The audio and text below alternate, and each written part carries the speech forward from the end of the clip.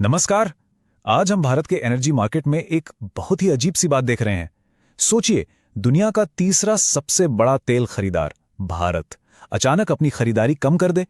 और मजे की बात यह है कि एक तरफ खरीदारी कम हो रही है तो दूसरी तरफ एक ही देश से रिकॉर्ड तोड़ तेल खरीदा जा रहा है।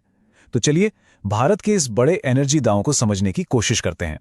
तो हुआ यह है कि मार्च में भारत के क्रूड ऑयल इंपोर्ट में पता है कितनी, पूरी 13% की गिरावट आई।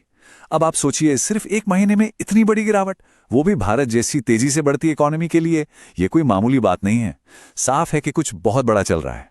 और ये गिरावट इतनी जरूरी क्यों है? देखिए, भारत जैसी बड़ी अर्थव्यवस्था के लिए इंपोर्ट्स का इतना गिर जाना, मतलब यूक्रेन वॉर से पहले के लेवल से भी नीचे, ये बहुत ही असाधारण बात है।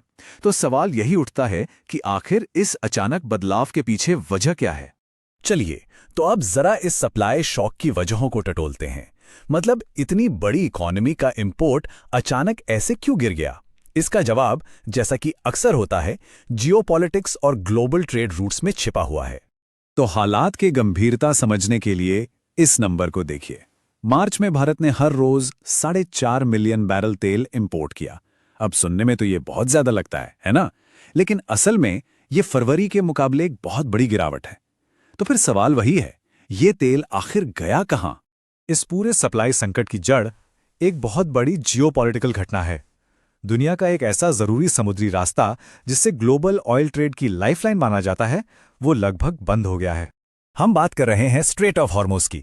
जरा समझिए, ये पर्शियन गल्फ को गल्फ ऑफ ओमान से जोड़ता है और दुनिया के तेल के व्यापार के लिए ये एक मेन आर्टरी की तरह है। मतलब यहीं से होकर भारी तादाद में ऑयल टैंकर गुजरते हैं। तो ईरान में जो लड़ाई चल रही है उसकी वजह से हुआ ये कि ऑयल टैंकरों के लिए ये जरूरी रास्ता एक तरह से बंद ही हो गया है। इसे डी फैक्टो क्लोजर कहते हैं, जिसका मतलब यह है कि कागज पर तो खुला है पर असल में इसका इस्तेमाल करना लगभग नामुमकिन हो गया है। सोर्स से मिली ये लाइन हालात की गंभीरता को बिल्कुल साफ कर देती है। सोचिए, दशकों से भारत अपनी एनर्जी की जरूरतें पूरी करने के लिए मिडिल ईस्ट पर कितना ज्यादा निर्भर रहा है, और अब इस लड़ाई ने उस सप्लाई लाइन को एक तरह से पंगु बना दिया है। तो जब एक दरवाजा बंद हो रहा था, भारत ने फौरन एक दूसरा दरवाजा खोल लिया। और यहीं से इस पूरी कहानी में आता है एक जबरदस्त मोड़। मिडिल ईस्ट के संकट पर भारत ने जो किया वो काफी हैरान करने वाला था। ये जो हम देख रहे हैं, ये एक कहानी के दो एकदम अलग अलग हिस्से हैं। एक तरफ हमारे पुराने सप्लायर्स से तेल आना लगभग बंद हो रहा है, और दूसरी तरफ एक नए सोर्स से तेल की जैसे बाढ़ ही आ गई है। इस चार्ट को देखिए जरा। मिडिल ईस्ट से आने वाली सप्लाई में 61% की गिरावट आई।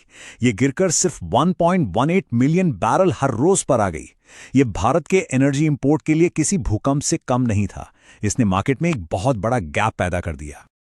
और अब सिक्के का दूसरा पहलू, ठीक उसी वक्त रशिया से आने वाला तेल लगभग 2 गुना हो गया। ये बढ़कर 2.25 मिलियन बैरल हर रोज के रिकॉर्ड लेवल पर पहुंच गया। मतलब सीधा सीधा 90% का जबरदस्त उछाल। तो सवाल यह है कि इतना बड़ा बदलाव रातों रात हुआ कैसे? इसकी एक बहुत बड़ी वजह थी अमेरिका से मिली एक खास छूट। इस छूट की वजह से इंडियन रिफाइनरीज उन टैंकरों से भी रशियन क्रूड ऑयल खरीद पाए जो पहले से ही समंदर में थे। इससे हुआ ये कि जो सप्लाई की कमी थी वो फौरन पूरी हो गई। इस स्ट्रेटेजिक शिफ्ट ने भारत के सप्लायर्स की पूरी लिस्ट ही बदल कर रख दी है। तो चलिए देखते हैं कि अब ये नया एनर्जी मैप कैसा दिख रहा है। तो ये है नया सीन। रशिया अब इंडिया का नंबर 1 ऑयल सप्लायर है। सऊदी अरब दूसरे नंबर पर है। लेकिन सबसे हैरान करने वाली बात जानते हैं क्या है? इराक, जो हमेशा टॉप सप्लायर्स में रहता था, वो खिसक कर 5वें नंबर पर पहुंच गया है। आखिर ऐसा हुआ क्यों? तो सऊदी अरब दूसरे नंबर पर कैसे टिका रहा जबकि इराक इतना पीछे चला गया? सारा खेल लॉजिस्टिक्स का है। देखिए, सऊदी अरब अपना तेल रेड सी पर बने यानबू पोर्ट से भेज सकता था, लेकिन इराक का जो बसरा से एक्सपोर्ट होता है वो पूरी तरह से स्ट्रेट ऑफ हॉर्मुज पर ही डिपेंड करता है, और वो तो बंद था।